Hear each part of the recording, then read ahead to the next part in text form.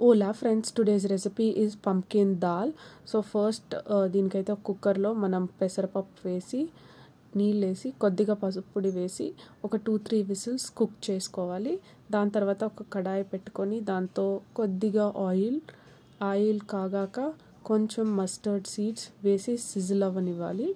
అది సిజిల్ అయిన తర్వాత మనం చాప్ చేసి పెట్టుకున్న ఆనియన్స్, గ్రీన్ చిల్లీ, దీంతోపాటు క్రష్ చేసి పెట్టుకున్న వెల్లుల్లి రెబ్బలు, తర్వాత కరివేపాకు వేసి వేయించుకోవాలి.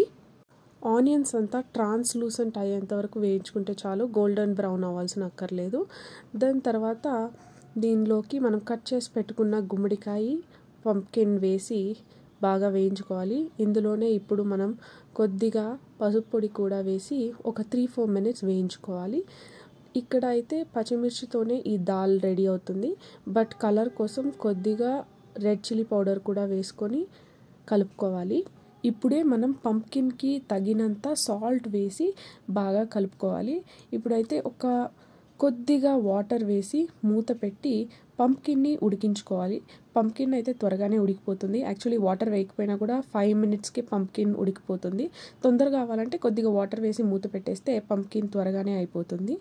పంప్కిన్ ఉడికిన తర్వాత మనం ఆల్రెడీ ఉడకపెట్టుకున్న పెసరపప్పు వేసి కలుపుకోవడమే.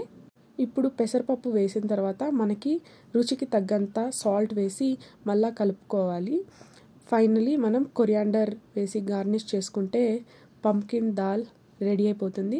ఇదైతే రైస్లోకి, చపాతీకి చాలా టేస్టీగా ఉంటుంది. Okay guys, if you like this recipe, like, share, subscribe. Bye.